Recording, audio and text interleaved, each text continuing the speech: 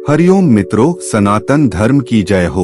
जन्म लेना, जीवन व्यतीत करना और फिर अंत में मृत्यु, यह तो पृथ्वी लोक में बस रहे प्रत्येक प्राणी की कहानी है। जिसने जन्म लिया है उसने किसी न किसी कारणवश वापस यमलोक जाना ही है। लेकिन कब और कैसे, इस जानकारी से मनुष्य वंचित होता है। परंतु सनातन धर्म ग्रंथों में हमें सभी प्रश्नों का उत्तर मिलता है। इस वीडियो में हम सनातन ग्रंथों के आधार पर व्याख्या करेंगे कि किस प्रकार से हमारी आत्मा पृथ्वी से यमलोक तक पहुंचती है। चलिए अधिक विलंब न करते हुए प्रारंभ करें। विभिन्न धर्म ग्रंथों के अनुसार इंसान की मृत्यु के बाद यमराज उसकी आत्मा को यमलोक ले जाते हैं। लेकिन क्या सच में ऐसी कोई दुनिया अस्तित्व में है या फिर यह महज मानवीय कहानियां हैं जिसे इंसान ने अपने मनोरंजन के लिए बनाया है? यह तो आज तक विज्ञान भी पता नहीं कर पाया है कि आखिर मरने के बाद मनुष्य कहाँ जाता है। मित्रों, आत्मा की यमलोक की यात्रा को समझने से पहले हमें ग्रंथों के आधार पर मनुष्य शरीर के प्रकार और रचना को समझना आवश्यक होगा। धर्म ग्रंथों के अनुसार मनुष्य शरीर को विभिन्न तत्वों के रूप में विभाजित किया गया है। कहा जाता है कि पृथ्वी पर रह रहे जीवों का शरीर 5 महाभूतों से बना है, जिसमें पृथ्वी यानी कि भूमि, जल, वायु, अग्नि तथा आकाश शामिल हैं। मानव के शरीर में कुल 24 तत्वों का वास है, जिनमें 5 महाभूत, 5 तन्मात्र, 5 ज्ञानेंद्रियां, 5 कर्मेंद्रियां तथा मन, बुद्धि, चित्त एवं अहंकार का मिश्रण होता है। इसी तरह से पृथ्वी पर रह रहे मनुष्य के अलावा अन्य जीव जैसे कि पशु, पक्षी इत्यादि के भीतर मानव शरीर की तरह ही तत्व उपस्थित होते हैं। परंतु इन जीवों में मनुष्य की तरह पंचमहाभूत नहीं होते हैं। मानव शरीर से संबंधित एक और बात काफी आश्चर्यजनक है कि मानव शरीर 4 प्रकार का होता है: पार्थिव शरीर, सूक्ष्म शरीर, लिंगम शरीर तथा कारण शरीर। इनमें पार्थिव शरीर प्रथम स्थान पर होता है, जिसे स्थूल शरीर भी कहा जाता है। स्थूल शरीर प्राणी की जीवित अवस्था है, यानी कि जब तक मनुष्य के शरीर में आत्मा का वास है और उसकी श्वास चल रही है, उसका शरीर स्थूल शरीर कहलाता है। इसके बाद सूक्ष्म शरीर में 5 महाभूत नहीं होते हैं।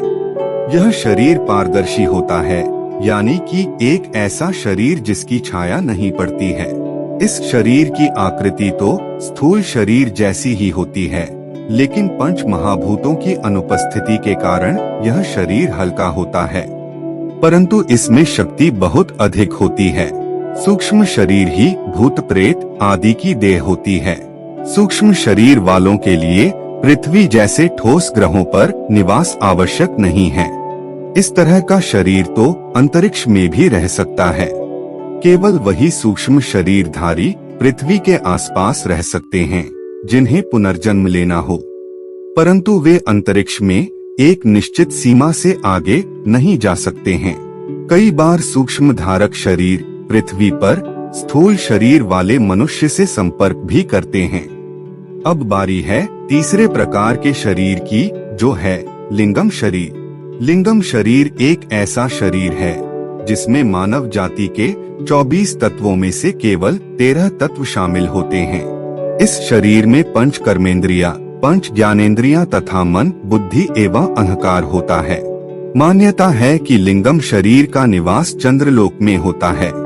हैरानी की बात तो यह है कि हमारा विज्ञान चंद्रमा तक पहुंच तो गया है, लेकिन अब तक वैज्ञानिकों को वहां मानव जीवन के चिन्ह नहीं मिले हैं। इसका कारण हो सकता है लिंगम शरीर में स्थूल शरीर के तत्वों की अनुपस्थिति होना, जिस वजह से चाहकर भी वैज्ञानिक इस शरीर के चिन्हों को खोज नहीं पा रहे हैं। चौथे प्रकार का शरीर कारण शरीर कहलाता है।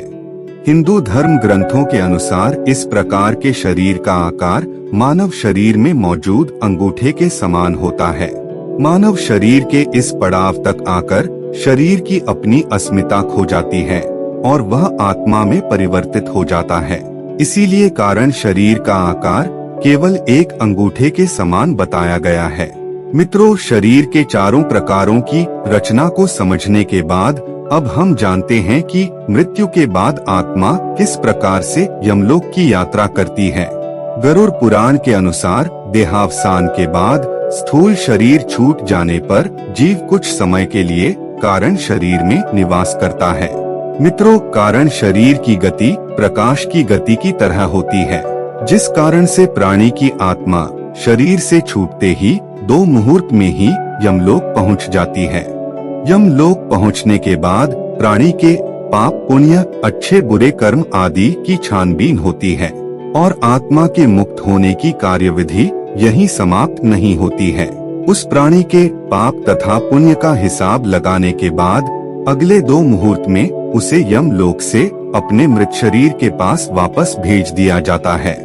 वहां पहुंचकर वह स्थूल शरीर में प्रवेश करने का प्रयत्न करता है, जबकि उसे ऐसा करने की अनुमति नहीं होती है, इसलिए उसका प्रयास विफल रहता है। इसके बाद वह सूक्ष्म शरीर में प्रवेश करता है। सूक्ष्म शरीर में प्रवेश करने के ठीक 6 माह बाद जीव को लिंगम शरीर की प्राप्ति होती है। प्रत्येक शरीर के मिलने का गरुड़ पुराण में दिनों के हिसाब से वर्णन किया गया है, जिसके अनुसार जीव की मृत्यु के 10 दिन में सूक्ष्म शरीर विकसित होता है।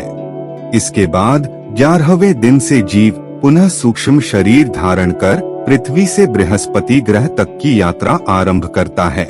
अर्थात सूक्ष्म शरीर प्राप्त करने के बाद जीव दूसरी बार फिर से यमलोक के लिए रवाना होता है। इस बार उसे वहां तक जाने में 1 वर्ष लग जाता है, जबकि पहली बार वह मात्र 2 मुहूर्त में ही यमलोक पहुंच चुका था, क्योंकि उस समय जीव कारण शरीर धारण किया हुआ था और कारण शरीर की गति प्रकाश की गति के बराबर बताई गई है। दूसरी बार वह सूक्ष्म शरीर में चलता है, जिस कारण उसकी गति धीमी पड़ जाती है।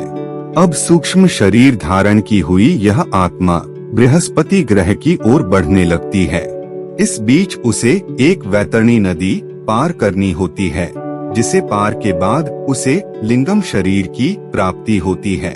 इस शरीर में वह बृहस्पति ग्रह तक जाता है। बृहस्पति ग्रह से आगे बढ़ते हुए जीव को दोबारा से कारण शरीर मिलता है। मित्रों, गरुड़ पुराण में यमलोक की तस्वीर भी प्रतिचित्रित की गई है।